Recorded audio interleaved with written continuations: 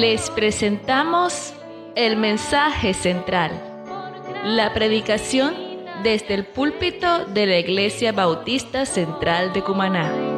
Lo sé, comprado por sangre yo soy, comprado por sangre de Cristo, con gozo al cielo yo voy. Venimos aquí por amor a Dios. De hecho, venimos primeramente porque Él nos amó, porque la Biblia dice que amamos a Dios porque Él nos amó primero. Pero venimos porque Él nos ha dejado un gran mandamiento.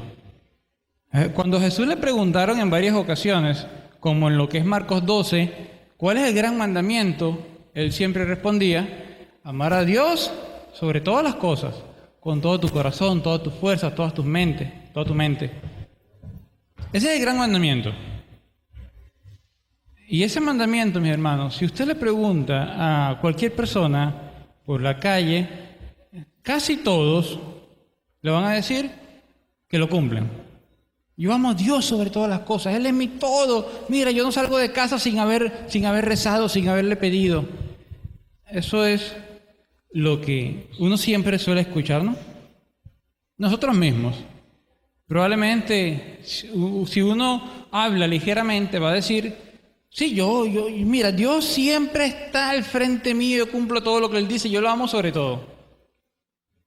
Y realmente hay que meditar, porque cuando yo converso con las personas, les digo, mira, tú dices eso, me alegra, pero tú has mentido.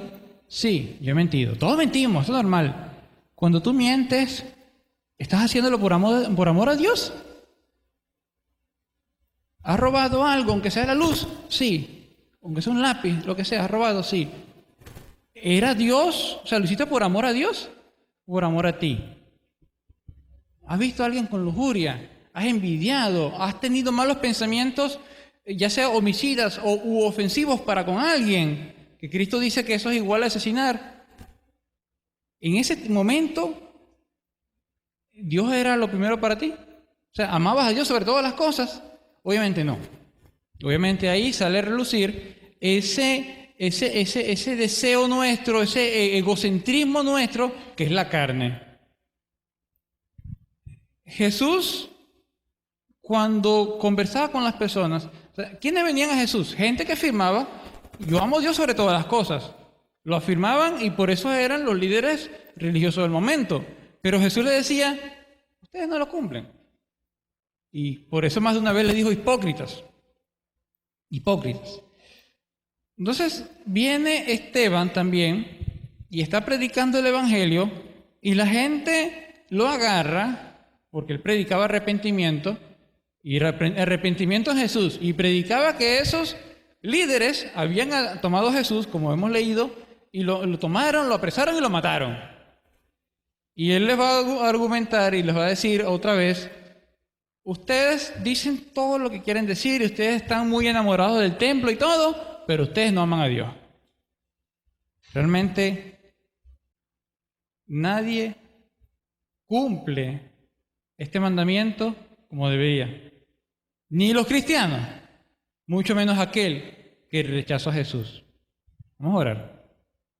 Padre y Señor Dios soberano, Dios grandioso, Dios maravilloso, Dios eterno, damos a ti gracias por amarnos como lo haces, porque si aún hoy conociéndote no te amamos como mereces, ¿cuánto más te insultábamos cuando éramos tus enemigos?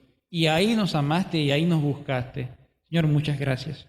Por eso hoy rogamos que siga tu palabra calando en nuestro corazón, perforando a lo más profundo, para que nuestro corazón se transforme y crezca en amor para contigo, crezca en honra, crezca en adoración, crezca en contemplar tu santidad y en entrega a ti, Señor. Padre, obra por tu Espíritu Santo poderoso, para tu honra y gloria en el nombre de Jesús. Amén. Bueno, hermanos,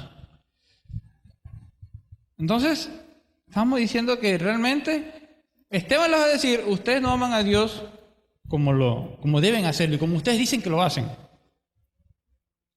Yo les dejé por ahí unas diapositivas, ¿están ahí puestas? Sí. Hoy vamos a ver un resumen.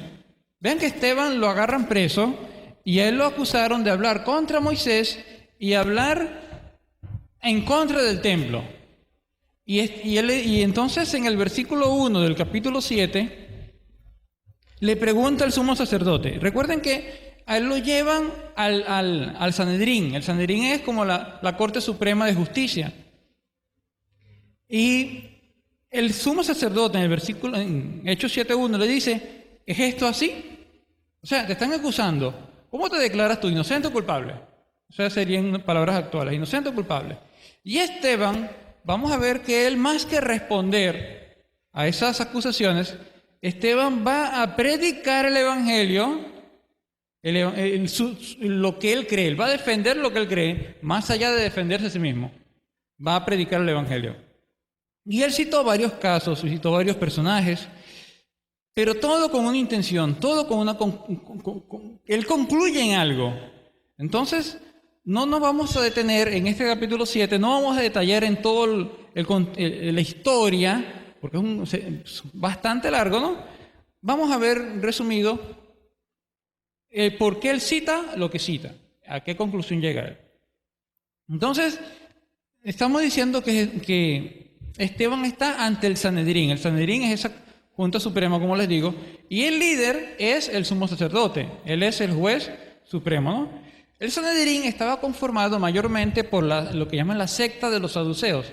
La secta de los saduceos solamente creían en el Pentateuco, es decir, los primeros 5 libros del Antiguo Testamento. O sea, ellos descartaban los profetas, los salmos, los libros sapienciales, todo eso. Ellos decían, la Biblia son los libros que escribió Moisés. Solamente creían en eso. Entonces, vamos a ver cómo Esteban, casi todo lo que dice, más del 90% de lo que dice Esteban, es basado en esos 5 libros que los saduceos tienen como única fuente. Nosotros decimos que la Biblia es nuestra regla de fe. Ellos decían lo mismo con el Pentateuco. Solamente, si no me hablas del Pentateuco, entonces no digo amén. Entonces, hoy vamos a ver varios aspectos de esto. Repito, resumidamente, vamos a ser cortos, vamos a ser breve, pero me llama la atención, retroceda un momento por favor, porque Esteban, esta imagen que está aquí es la portada de un libro. Ese libro que se los recomiendo se llama Dios tiene un plan maravilloso para tu vida. Ahora, ¿usted le hubiera dicho eso a Esteban cuando se convirtió?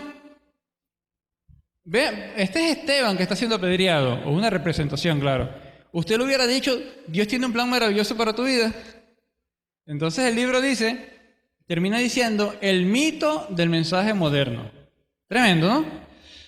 Porque ese tema o esa expresión puede y tiende, sobre todo cuando un converso la escucha, tiende a malinterpretarse.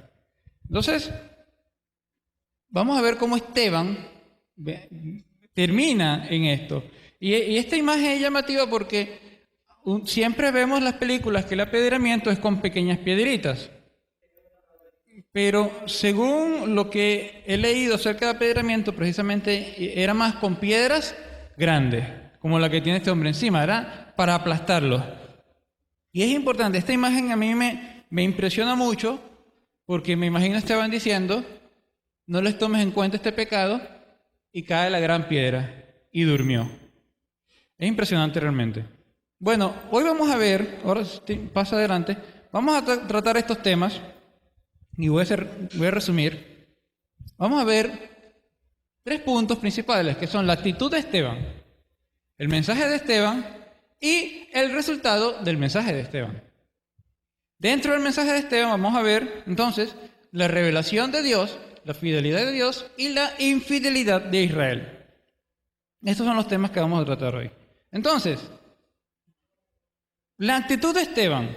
Cuando terminamos leyendo el capítulo 6, cosa impresionante, la gente cuando ve a Esteban, dice que al fijar en él los ojos, Vieron su rostro como el rostro de un ángel.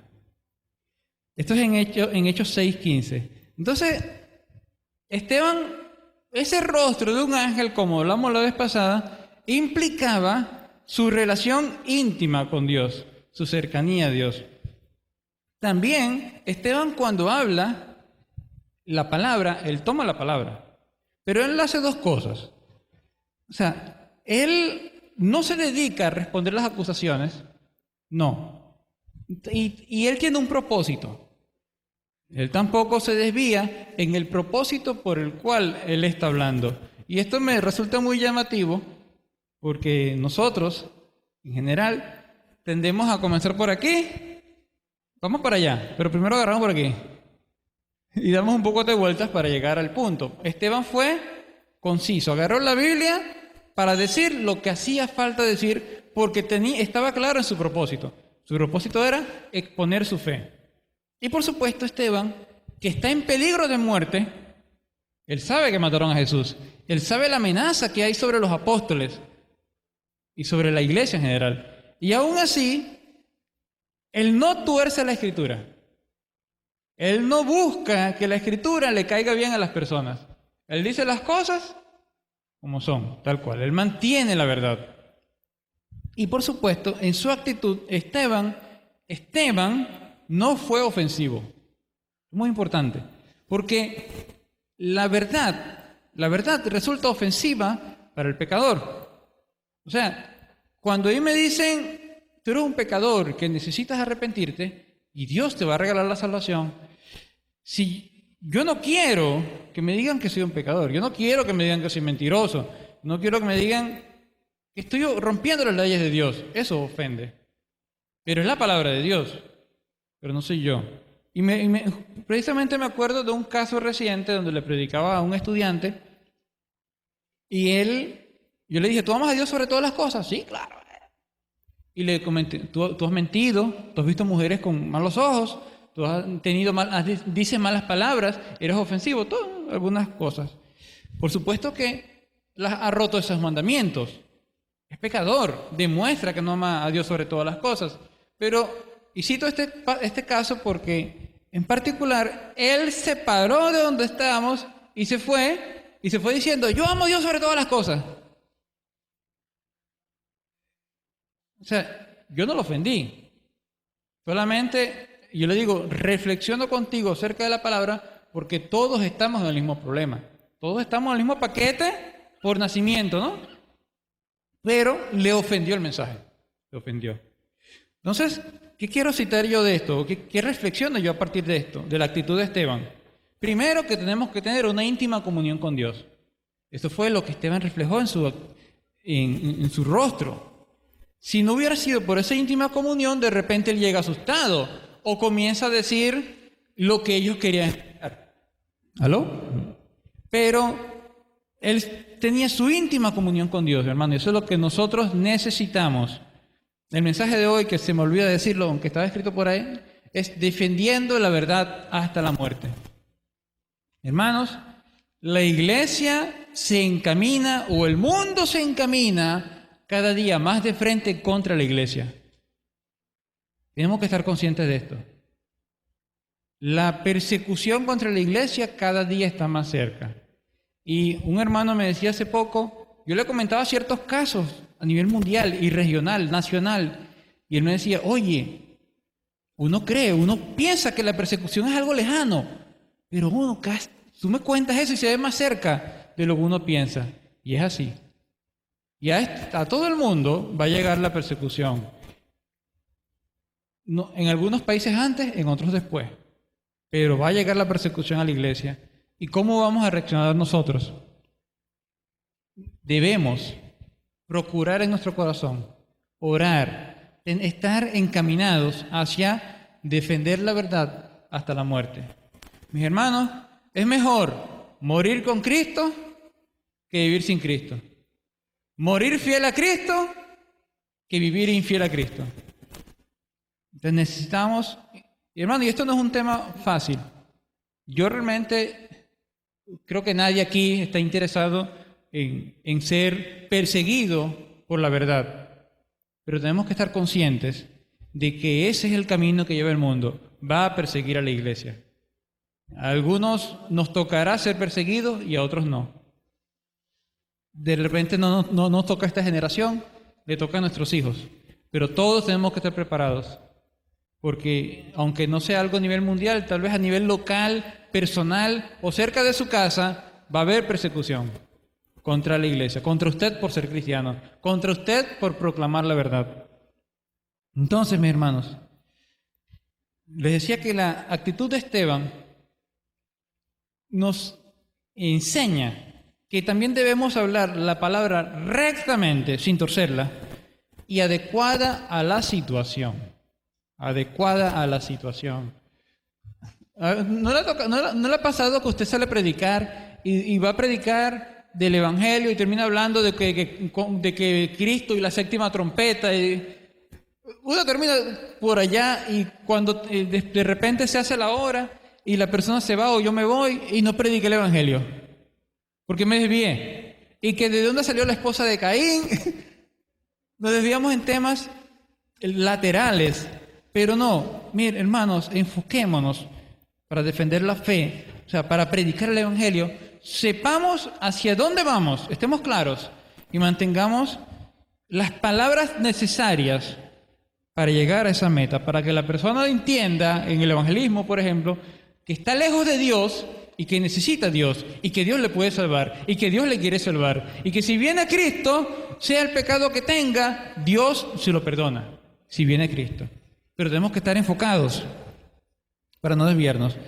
Y finalmente, de Esteban, de su actitud, yo aprendo que la verdad ofende.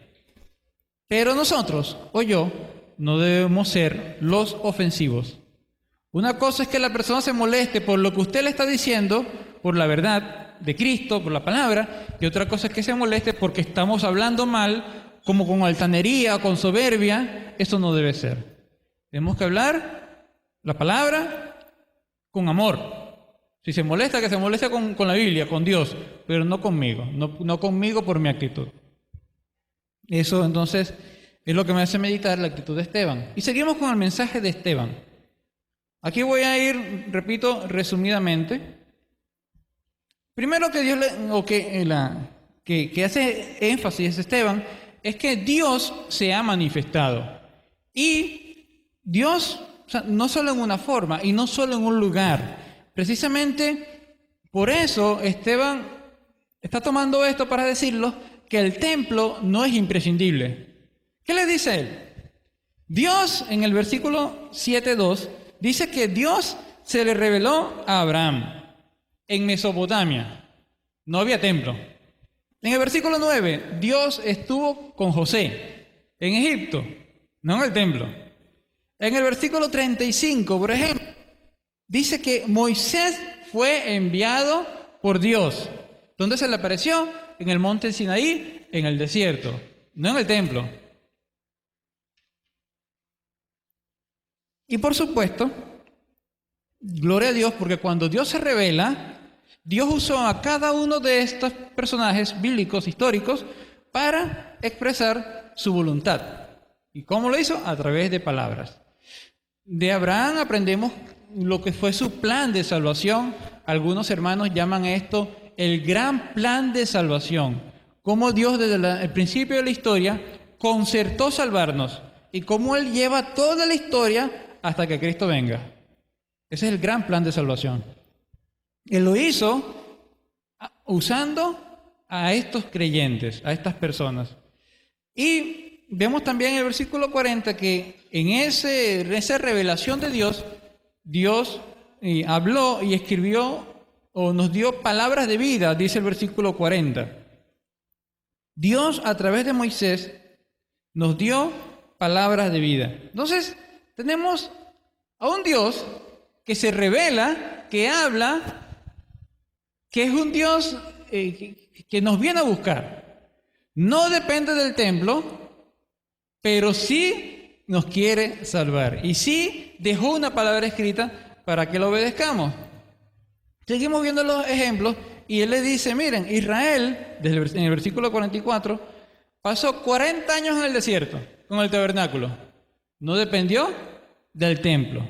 Y este templo que construyó Salomón, pasaron unos 480 años desde que salió Israel de Egipto hasta que se construyó el templo. 480 años. Y Dios no dependía del templo. Entonces, ¿por qué ustedes están empeñados? O sea, ¿cuál es el afán que tienen los líderes con el templo? Ustedes se molestan si yo dijera algo contra el templo. Realmente, habían, o sea, aparte de ese concepto religioso, por decirlo así, de buscar a Dios en el templo, es que el templo, ellos tenían ganancias económicas. Jesús en 2 ocasiones, si usted se acuerda, Jesús llegó al templo y reprendió a los que hacían negocios en el templo. Por supuesto, eso le generaba grandes ganancias a los líderes políticos. Si tú me hablas en contra del templo, y si tú citas, como dijo Jesús, que el templo no va a quedar ni una piedra, o sea, tú me estás afectando económicamente, estás afectando nuestro liderazgo.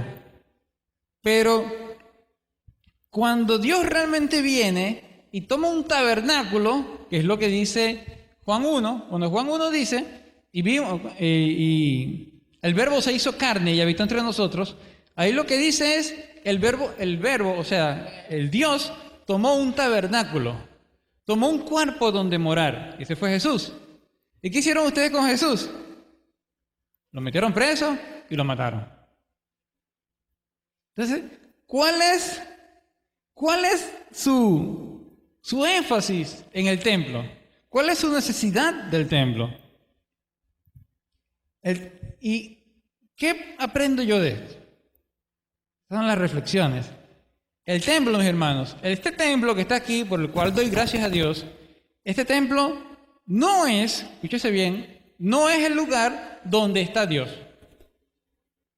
Y escucha que estoy hablando de un artículo definido, no es el lugar. ¿Por qué? Porque Dios está en todas partes.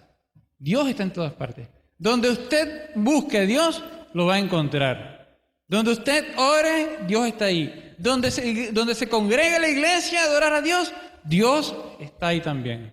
No tiene que ser en el templo. Y me da risa cuando medito que usted ve las películas. Siempre las películas pintan las iglesias como lugar santo. Y la gente cuando hay demonios y tal, corre a la iglesia. Y uno en su ignorancia, yo pensaba, no, en la iglesia no le va a pasar nada. Es lugar santo. Y de repente entraban los demonios. ¡Ay, entró a la iglesia! Oye, ¿qué demonio tiene que ser fuerte yo? Eso decía yo en mi ignorancia. Pero mi hermano, la Biblia enseña que la iglesia no es el lugar donde está Dios. No es un lugar, sí, es un lugar que ha sido consagrado para exaltar a Dios. Es un templo que dijo, Señor, esto es para la adoración tuya, para tu gloria, para la exposición de tu palabra, para juntarnos en amor, para vivir como la iglesia, como una familia, como un cuerpo en Cristo. Para eso es el templo. Y Dios, si ahí está la iglesia, Dios ahí está obrando. Pero si la iglesia sale como salimos a antear el parque o salimos aquí afuera a evangelizar, Dios va a estar ahí. Y si usted está en su cama y usted busca a Dios en su cama, ahí va a estar Dios. Entonces no dependemos de la iglesia. Pero eso también nos hace preguntarnos si el templo ha sido consagrado para Dios, ¿cómo tratamos el templo? ¿Cómo lo tratamos? ¿Cómo lo valoramos? Inclusive, siempre es llamativo, o llama a la reflexión, los momentos de sábado. La iglesia está limpiando el templo. ¿Vieron? Este es el templo. La iglesia está limpiando el templo. Pero el número que viene no es mayoritario. Es la minoría. ¿Por qué pasa eso? ¿Qué idea tenemos del templo, de cómo valoramos el templo? Realmente deberíamos esforzarnos, ¿no?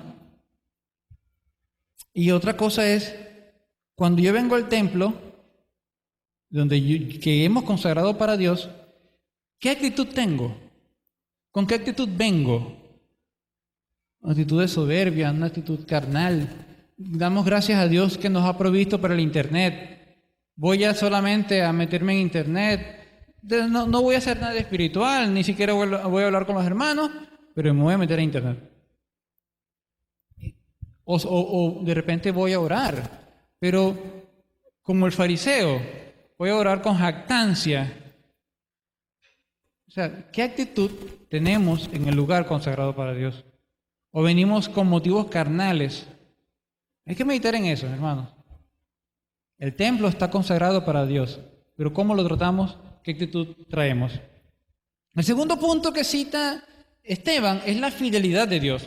Vea que Dios se ha revelado, pero Dios cuando se revela y comienza hablando de Abraham, Dios le hace una promesa a Abraham. ¿Y qué promesa le hizo? Que iba a bendecir a millones, innumerables personas a través de su descendencia. Por supuesto, vemos en los primeros versículos que de Abraham sale Israel. Tiene Isaac, tiene Jacob, Jacob tiene a los patriarcas van a Egipto y se multiplican, son un número grandísimo. Se dice que de Israel salieron de 2 a 3 millones, de Egipto salieron de 2 a 3 millones de personas.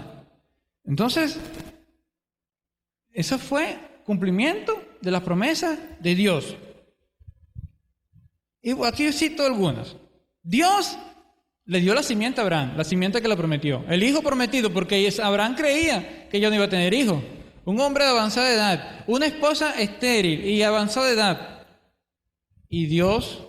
Pero Dios le dijo, yo te voy a dar la descendencia.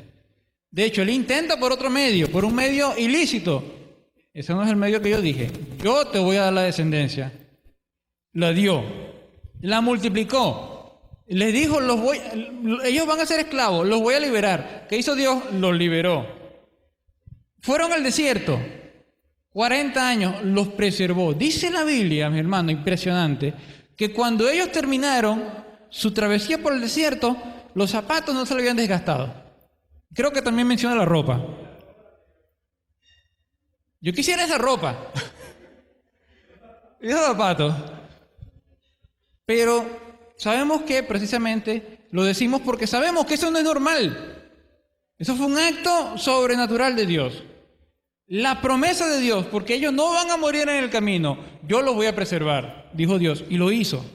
Y finalmente dice que Él les iba a dar la tierra que le prometió Abraham. Se le iba a dar a los descendientes. ¿Y lo hizo? Sí lo hizo. Por eso es que ahora en este texto, en Esteban, y por supuesto, o sea, ¿dónde están ellos? En Israel. La tierra que Dios cumplió en darle a los descendientes de Abraham. Entonces Dios es fiel. Dios se ha revelado. Dios está en todas partes. Dios es fiel. Meditación. Mis hermanos, Dios sigue siendo fiel a sus promesas. Miren, Dios hoy sigue acompañando a su pueblo, como lo hizo en Egipto, como lo hizo en el desierto. Dios sigue acompañando a su pueblo. Dios sigue haciendo milagros a favor de su pueblo. También dice que Dios a través de Moisés hizo muchas maravillas y milagros. ¿Por qué? Por preservar a su pueblo. Y Dios lo sigue haciendo hoy, hermano. No dude de que Dios está haciendo milagros. A veces queremos ver milagros que sean muy vistosos. Y los hace, Dios los hace. Yo estoy seguro que Dios sigue haciendo milagros impresionantes. Hace poco hablamos de un muchachito que no lo he visto más, por cierto, que cayó en la piscina. Nadie sabe cuánto tiempo pasó en la piscina y está por ahí echando broma. Milagro de Dios. Pero Dios día tras día está haciendo milagros a favor nuestro. Medite. ¿Cuántos milagros hace Dios en su día a día? ¿Usted cree que la comida, si Dios no estuviera pendiente de usted, a usted no llegaría ni la comida, ni el agua? El agua es una bendición. La lluvia, el ciclo del agua es una bendición, un milagro. Todo Dios lo concertó así, ¿no? Que el sol evaporara el agua, que el viento desplazara las nubes, que eso se condensara, cayera. Pero todo eso es un milagro hecho en la mente de Dios. Lo que pasa es que nos acostumbramos tanto que no lo vemos. Pero Dios sigue haciendo milagros a favor de su pueblo. Y cada uno de nosotros aquí podría comentar de un milagro que ahorita recuerde. También, Dios hoy, así como libró a Israel en el desierto de los enemigos, Dios hoy nos sigue librando de las garras del diablo. El diablo anda como león rugiente buscando a quien devorar. Y solo Dios sabe cuántas veces hemos estado nosotros a punto de morir. Aquí afuera. ¿Cuántos peligros, cuántos delincuentes pasan por aquí afuera? No sabemos. Pero sabemos que estamos vivos porque Dios nos ha cuidado. Porque mientras Dios dice, Él no muere, Él no va a morir. Si a Dios lo dice, lo quiero matar, no. Porque Dios es el soberano. Dios es quien decide. Y Él nos sigue guardando de las garras del diablo. ¿Qué va a permitir Dios en un futuro? No lo sé. Pero yo sé que la iglesia va a permanecer hasta que Cristo venga. Porque Dios va a seguir guardándola. Dios sigue hoy aumentando la descendencia de Abraham. Porque los descendientes de Abraham somos nosotros. Los que por fe, en su simiente, que es Cristo, somos ahora hijos de Abraham en la fe.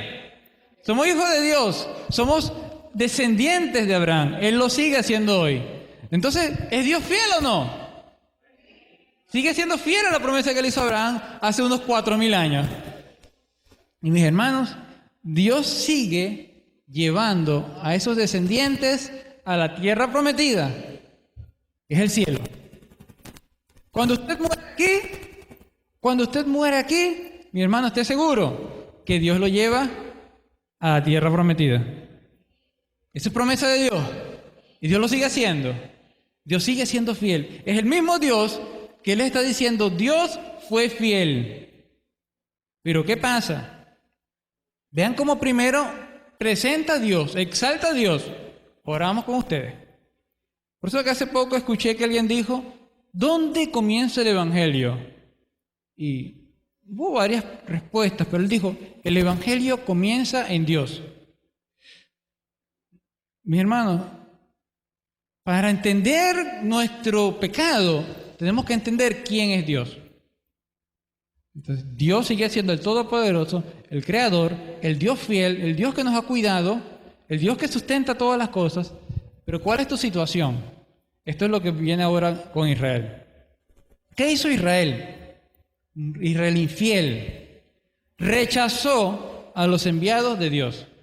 Y cuando rechazan a los enviados de Dios, rechazan a Dios mismo. Entonces Él le dice, vamos a ver unos ejemplos. Él le dice en el versículo 9, a José lo rechazaron sus hermanos. José tuvo un sueño, o 2 sueños menciona la Biblia, y los hermanos envidiosos lo rechazaron. Pero gloria a Dios, que Él se mantuvo con José y se cumplió lo que Dios le dijo a José. Pero el hecho es que el enviado de Dios fue rechazado. No quisieron el mensaje de José. También en el versículo 35, cuando Moisés llega a... Aquí está el versículo 35. Dice, ciertamente he visto la aflicción de mi pueblo que está en Egipto y he oído su gemido y he descendido para librarlos. Ahora pues ven, te enviaré a Egipto. Fue enviado de Dios. Pero, ¿qué le dijo la gente a él antes? Cuando vieron que él iba a intentar, no vamos a entrar si fue por sus fuerzas o cómo, pero el hecho es que él iba a intentar librar a Israel. ¿Quién te puso a ti por juez? Lo rechazaron. En un principio lo rechazaron ahí, pero luego que él hace todo, bueno, Dios a través de él hace todos los milagros, cuando están ya en el desierto, ¿qué hace la gente? Lo vuelven a rechazar. Versículo 39 dice, no quisieron obedecer, sino que le desecharon y en sus corazones se volvieron a Egipto. Vemos entonces, rechazan a José. O sea, los hermanos rechazan al enviado de Dios. Los israelitas rechazan al enviado de Dios cuando dicen, ¿quién te puso por salvador y juez? Luego se quieren devolver a Egipto. Y luego, dice el versículo 43, no conforme, antes bien, ustedes llevaron el tabernáculo de Moloc y la estrella de vuestro dios Renfán, figuras que se hicieron para adorarlas. Siguen desechando a Moisés, siguen desechando el mensaje de Dios. Ese es Israel. Ese es el pueblo, esa es la historia de Israel. Dios hablando, Dios siendo fiel, Israel desechando, rechazando a los enviados de Dios. También dice el versículo 52, ¿a cuál de los profetas no persiguieron vuestros padres y mataron a los que anunciaron de antemano la venida del justo? Esto es impresionante. O sea, es impresionante el nivel de maldad que puede alcanzar un corazón, el corazón del hombre. Y los corazones nuestros, mis hermanos, si no fuera por Cristo, estarían en esa misma dirección, rechazando la palabra de Dios, rechazándolo al mensajero de Dios. Mataron a los profetas. ¿Y qué decían los profetas? Por supuesto, los mandaba a arrepentirse. Y viene un justo, dice aquí, viene el justo, el Salvador, desechado. También rechazaron al justo. En el versículo 52 dice, en el versículo 52, la venida del justo, de quien vosotros ahora habéis sido entregadores y matadores, asesinos. Todo el que viene de parte de Dios, lo han venido matando. Y Jesús lo dijo. Él dijo, oye, él cuenta de una viña en la cual desechaban a todos los enviados que iban de parte del dueño de la viña. Y el dueño dice, bueno, yo voy a enviar a mi hijo porque lo tendrán respeto. Muerto también. Esa es la condición del corazón humano. Entonces, no conforme, Dios da la palabra, y dice el versículo 53, Dios les dio su palabra a ustedes y también la rechazan porque no la obedecen. Y finalmente, ustedes rechazan al Espíritu Santo que los llama a arrepentirse. ¿Ven? Recuerden que de repente no estoy hablando en el mismo orden que aparece, pero esta es la secuencia o esta es la idea que Esteban quiere expresar. Ustedes rechazan al Espíritu Santo que los llama al arrepentimiento. Terrible, terrible, realmente es la condición del hombre, cómo el hombre rechaza a Dios. Esto es un ejemplo del hombre en general, no solamente de los israelitas. Aquí está hablando de los israelitas, pero el hombre en general rechaza a Dios. Y por eso es que estamos viendo, por eso es que el mundo está como está realmente. Cada día más rechazo a Dios. Terrible. Y tenemos que agradecer, mis hermanos, porque nosotros hoy nos alegramos en la palabra de Dios. Agradezcan a Dios por eso. Porque si no fuera por eso, nosotros estaríamos de aquel lado de los que odian la palabra de Dios. Entonces, ante la fidelidad de Dios, tenemos el ejemplo de la fidelidad de Dios y el ejemplo de la infidelidad de Israel. Preguntas que podemos hacernos. ¿Cómo respondemos nosotros ante esa fidelidad? ¿Cómo respondemos ante la fidelidad de Dios? Ciertamente, como decía un canto ahorita, nunca seremos tan agradecidos como Dios se merece. La canción decía que ni el tiempo de toda una vida da para darle gracias a Dios. Mucho menos, yo meditaba en la canción y decía, oye, si el tiempo de una vida no alcanza, ¿cuánto menos el tiempo que le estoy dando yo? ¿Cuánto tiempo, mi hermano, para que medite, cuánto tiempo le está dando usted a Dios? Ya sea, no solamente la lectura, que por supuesto es importante, pero en la meditación en su corazón. ¿Cuánto está Dios en cada acción, en cada decisión que usted hace? Pregunta, si aunque Dios nunca seremos suficientemente agradecidos, ¿usted hoy está satisfecho con lo que usted es hoy? ¿Está satisfecho? ¿Está interesado en escuchar la palabra de Dios? ¿Cuán interesado está? ¿Cuánto tiempo dedica a leer la palabra? ¿Dedica tiempo a evaluar los temas de la actualidad a la luz de la Biblia? ¿Dedica tiempo a los temas del día a día? ¿Cómo educar a mi familia? ¿Qué enseñarle a mi hijo? Que en cualquier momento tiene novia. El hijo mío quiere Dios que pase unos años más, no cuánto. Pero, ¿estamos centrados en eso? El trabajo, ¿cómo debo yo vivir en el trabajo? ¿Cómo debo yo seleccionar el trabajo? ¿Cómo debo yo moverme en ese ambiente de trabajo que hablábamos temprano. Y temas que están en la palestra, el aborto, la homosexualidad. ¿Usted está evaluando eso a la luz de la Biblia? La educación nacional. ¿Cómo debe ser? Es más, ¿cómo debe ser la educación de mis hijos? ¿Dejar que lo haga la escuela o soy yo el primero? ¿Qué dice la Biblia? Estoy diciendo, por lo que estoy diciendo, ¿cuánto tiempo dedicamos a evaluar lo que está pasando a la luz de la Biblia? El Internet. Usted va, yo me reí hace unos días, lo que una hermana me dice, hermano, usted debería ser un influencer. Y yo le digo, hermano, yo soy influencer, tengo influencia como en 3 personas. Mi esposa y mis 2 hijos. Tengo influencia. Pero eso es lo que está de moda ahorita. Ser influencer. Influencer es esa gente que sale en YouTube opinando de todo lo que no sabe, pero dando su opinión y mucha gente le sigue. ¿Qué opina Dios al respecto? ¿Cuánto tiempo dedica usted a escuchar a otros exponer la palabra? Es bueno leer la Biblia, pero a veces mi mente se limita, se sesga a una comprensión mía, que de repente estoy equivocado. O tal vez, como la palabra es tan grande, tan rica, hay muchas otras enseñanzas que yo no he visto.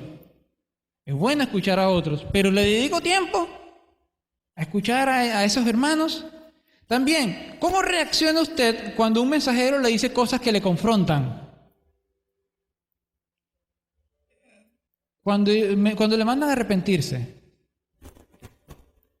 la tendencia nuestra, ¿cuál es? A estar a la defensiva. Es más, hace poco, ¿saben que a mí me gusta mandar mensajes por WhatsApp? Y una hermana, bueno, algunas personas, ¿y por qué tú me dices eso a mí? Yo se lo envío gentío, pero lo tomaron personal. ¿Por qué tú me dices eso a mí? Bueno, no sé, eso es lo que dice la Biblia. Pero más allá de por qué tú me dices eso a mí, deberíamos preguntarnos, ¿por qué el Espíritu Santo está mandándome, o sea, qué me quiere decir el Espíritu Santo a través de este pasaje? No se tomen las predicaciones en modo personal. Hay que pensar, ¿qué quiere el Espíritu Santo que yo cambie en mi vida? Pero para vivir esto, mis hermanos, necesitamos orar más, buscando crecer en fidelidad. Hermanos, oremos al Señor, ayúdame a ser fiel, porque Dios es fiel. ¿Cómo voy a responder yo? ¿Infiel? ¿Rechazando el mensaje de Dios? Y finalmente, el resultado del mensaje de Esteban. No conforme con que dice que se enfurecieron en gran manera contra Esteban, dice que se enfurecían y crujían los dientes contra él. Yo no sé cómo una persona cruje los dientes, de verdad. Hay comiquitas que como unos perros rabiosos. Pero eso es lo que significa, ¿no? La rabia que había contra Esteban. Y Esteban, no conforme con que ya están molestos, él les dice, veo los cielos abiertos, versículo 56, y al Hijo del Hombre que está a la diestra de Dios. Ahora, esto fue lo mismo que dijo Jesús cuando le preguntaron, ¿qué dices tú? Te lo están juzgando. Y Cristo dice, Marcos 14, 62, 64, Jesús les dice, yo soy, y verán al Hijo del Hombre sentado a la diestra del poder de Dios, y viniendo en las nubes del cielo. Y el sumo sacerdote se rasgó la vestidura y dijo, blasfemia. Y todos les condenaron, declarándole ser digno de muerte. Eso que dijo Jesús y que fue la gota que derramó el vaso para terminar de castigarlo, es lo que ahora Esteban cita aquí. Veo al Hijo de Dios sentado a la diestra de Dios. La blasfemia definitiva, según ellos. ¿Qué resultó de este mensaje de Esteban? ¿Lo dejaron irse? ¿Dejaron irse a Esteban? Y bueno, denle 2 latigazos y que se vaya. Dice el versículo 57, hermanos, ellos dando grandes voces, se taparon los oídos. Y esto es una manifestación de lo que ya eran sus corazones. Sus corazones estaban tapados a la palabra de Dios. Cristo dice, el que tenga oídos para oír, oiga, pero a veces parece que están de adorno, porque nosotros no queremos escuchar nada. Y ellos, con ese corazón tapado, se taparon los oídos y dice que arremetieron a una contra él. Impresionante, ¿no? Es impresionante cómo el hombre puede rechazar a Dios. Y entonces Esteban pasó a ser otro de los profetas asesinados por hablar de parte de Dios. Y ellos persistieron en resistir al Espíritu Santo. Eso lo dijo. Y ellos persisten. Y ellos eran los que afirmaban que amaban a Dios. Ustedes no aman a Dios nada. Ustedes lo que quieren es estar al frente, que los vean de la gloria personal y humana. Ustedes están en la carne. Es lo que le dice Esteban. El templo, Dios no necesita de eso. De hecho, aquí lo vemos. Dios no muere en templo hecho hecho por mano humana. Dios no necesita de eso. Y Él le da los mandamientos y ustedes los rechazan. Él le manda profetas y ustedes los rechazan. Ustedes no aman nada a Dios. Por decir eso, la muerte. Terrible, ¿no? Pero Esteban predicó la verdad. Y esto es muy llamativo. Los enemigos de Dios rechazan a los enviados de Dios. El mundo hoy va de mal en peor, porque va creciendo en rechazar a Dios. Las leyes cada día se inclinan más contra la palabra de Dios. Les comentaba que en la mañana en la escuela dominical, aquí en Venezuela, se aprobó en primera sesión de la Asamblea Nacional el uso del lenguaje inclusivo. Lo llaman así. ¿En qué consiste eso? En que ahora hay que decir todos, todas y todes. Todes es para aquellos que no se definen ni como hombre ni como mujer. Venezuela, eso es en Venezuela, como lo estoy diciendo, la persecución está más cerca de lo que usted piensa. Y eso es algo que no se publica en todas partes. Eso es algo que no sale en las noticias. Pero mañana, cuando se apruebe, yo no sé cuántas sesiones son, pero cuando salga en Gaceta, ahí se va a publicar en todas partes. Y ahí van a querer obligar a todo maestro cristiano, porque eso va a ir a la ley de educación, y que los maestros cristianos tienen que enseñarle a los niños eso. Que ya no es, ellos no pueden saber si son niño o niña. Más bien, no lo pueden saber por su físico, sino que ellos deciden lo que son. E incluso llegan al punto en que no saben. Hay algo que se llama ahora género fluido. Género fluido es esa gente que dice, yo no tengo problema si tú me llamas él, o ella, o lo que tú quieras. O eso. Así es, lo llaman género fluido. Porque no son ni hombres, dicen ellos, ni son mujeres, ni son asexuales, ni son pansexuales. Yo no sé qué, ni ellos saben qué son. Por eso no les importa cómo los llaman. Y eso es lo que está creciendo y se está proclamando, y eso es lo que nos van a mandar a enseñar a los niños. ¿Qué vamos a hacer nosotros? Usted, primeramente como padre, pero también aquellos que tienen trabajo en la educación, ¿qué va a hacer al respecto? Inclusive, cuando venga un niño a la iglesia y diga, yo no soy él, yo soy ella, o venga un niño vestido de niña y les digamos, eso no es de Dios. Entonces, sale la ley diciendo que él tiene derecho a decidir lo que él es. Pero es interesante,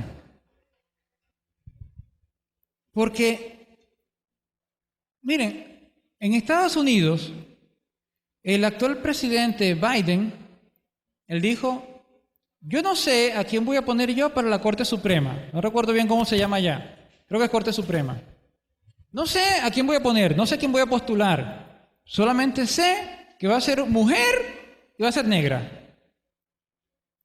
Y postulo una mujer así, ¿no? Afroamericana. Y cuando ella la están entrevistando, porque él hace una entrevista para poder aceptarla, le dicen, ¿usted es mujer? Y yo no sé si dijo que sí o que no, pero le dicen, ¿qué es una mujer? Y la que está siendo propuesta para ser la jueza, una de las juezas más grandes de Estados Unidos, creo que son 8 o 9 que están en ese puesto, esa jueza dice, yo no sé lo que es una mujer porque yo no soy bióloga. ¿Con qué mente va a juzgar?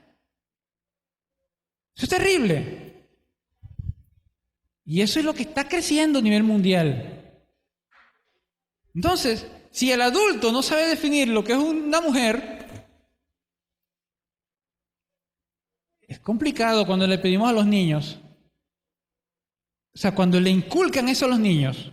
Porque usted le pregunta a un niño y el niño le va a decir, el niño tiene algo y la niña tiene otra cosa, para no dar detalles. El niño lo dice, pero cuando el hombre y los canales infantiles comienzan con esa mentalidad, ¿qué hacen? Terminan haciendo que el niño tome otra idea. Y dice, bueno, el niño es el que se cree niño y la niña es la que se cree niña.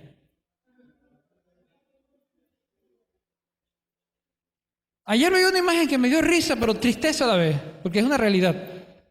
Llega un niño y le dice, papá, ¿puedo fumar? No, era muy niño. Era un niño de 5 años. Papá, ¿podemos dejar carro? No, era muy niño. Papá, ¿puedo beber, emborracharme? No, era muy niño. Papá, ¿puedo hacerme cambio de sexo? Claro, vale, tú estás en plena facultad de decidir lo que tú quieres ser.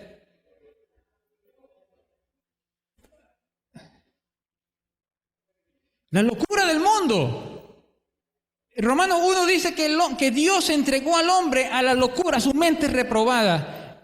El hombre se está volviendo loco. Impresionante. Y la iglesia está para preservar la verdad, la sal, para que este mundo no se pudra tan rápido. Pero si nosotros dejamos de salar, ¿qué pasa con el mundo? Se pudre más rápido. Entonces, mis hermanos, procuremos en nuestro corazón defender la verdad hasta la muerte. La persecución está cada día más cerca, hermanos. Lo triste es que vemos cómo la iglesia cada día se funde más con el mundo. Cada día es más difícil distinguir lo que es santo y lo que es del mundo. Es lo que hablábamos hace un momento en la escuela. Las músicas de las iglesias ahora son reggaetón, igualito a lo del mundo. Le cambia las letras. Es más, está la osadía de tomar canciones del mundo y ponerle letras entre comillas cristianas. Cuando tú haces eso, aunque la letra esté fundamentada en la Biblia, la música no es cristiana, porque lo estás haciendo en la carne. Estás tomando la carne y le quieres dar otra forma, pero eso sigue siendo carne. La carne no se transforma en vegetal. La carne sigue siendo carne. Entonces, no son músicas cristianas, aunque la letra aparentemente sea bíblica. ¿Cómo atrae entonces la iglesia al mundo? Con técnicas mundanas. A tal punto que ya el mundano no sabe cuál es la iglesia o cuál es el mundo. Es la misma broma. Pero en la iglesia consigo más dinero porque es lo que me predican. Consigo más beneficios, consigo salud porque es lo que me predican. Terrible. O sea, el mundo en la iglesia, enseñándole, vas a ser rico. O sea, sigue en la carne, no importa, sigue en la carne, pero con más dinero. Pero eso sí, de ese dinero me traes a mí. Porque eso es lo que predican, eso es lo que buscan los predicadores de la prosperidad. Consigue dinero, pero me traes a mí. Pacta, ofrenda, barbaridades en la iglesia. Triste, hermano, esto es triste. Es triste. Entonces, ¿cómo nosotros estamos respondiendo ante esas herejías? ¿Lo estamos aceptando? No juzgue, no juzgue. Ellos son hermanos. Son herejías, son bromas del diablo. Ya para terminar, para reflexionar. Nosotros, entonces, Vean lo que resultó en el mensaje de Esteban. ¿Estamos nosotros dispuestos a recibir el mismo fruto del mensaje? Nosotros estamos llamados a permanecer defendiendo la verdad hasta el final, sin torcerla, sin ablandarla, sin satisfacer la carne, sin satisfacer a otros. Defender la verdad hasta la muerte, si es necesario. Siempre consciente, como les decía hace un rato, de que mejor es morir por Cristo que vivir sin Él. Mejor es morir por Cristo que vivir sin Él. Mejor es morir fiel a Cristo que vivir infiel a Él. Mejor es morir por Cristo. Y no olvidemos, porque algunos a veces dicen, yo estoy dispuesto a morir por Cristo. Pero no tiene caso morir por Cristo si primeramente no vivimos por Cristo. No tiene caso morir por Cristo si primeramente no vivimos por Cristo. Oremos para ser fieles a la verdad de Dios. Padre y Señor, gracias te damos porque tú eres tan grande, Dios, y tan bueno. Eres el Dios de amor, eres el Dios salvador. Señor, perdónanos por todas las veces que en nuestra vida hemos sido infieles a ti, por todas las veces que en alguna forma hemos hecho un Dios falso que no es el que tú revelaste en la Biblia, por todas las veces, Dios, que teniendo tu palabra fuimos rebeldes a ella. Te pido que nos perdones, que nos ayudes, Dios, a crecer en fidelidad. Perdónanos por todas las veces que hemos ablandado el mensaje del Evangelio queriendo agradar a otros o agradar a la carne. Perdónanos, Dios. Ayuda a esta Iglesia Bautista Central, a cada uno de nosotros a permanecer fieles a tu palabra, incluso aunque nos tocara morir. Dios, pero antes de eso, enséñanos a vivir para Cristo. Señor, que nuestra vida sea Cristo, que apartemos la carne de nuestros pensamientos, que nuestro corazón sea transformado a la imagen de Cristo, porque sabemos que cuando Cristo venga le veremos, Dios. Yo espero ese momento glorioso de ver tu rostro. Sabemos que viene la persecución, pero eso también dice que Cristo está más cerca. Señor, qué glorioso día cuando veamos a Cristo descender de los cielos y estemos para siempre con Él por la eternidad. Glorioso día que esperamos, Señor. Enséñanos a prepararnos y permanecer fieles a tu palabra, Dios. Te lo rogamos, Dios, en el nombre de Jesús. Amén.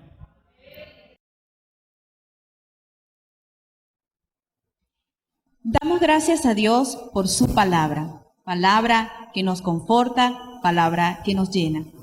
Esperamos que este mensaje haya sido de refrigerio espiritual para sus vidas. Queremos recordarles que somos la Iglesia Bautista Central de Cumaná.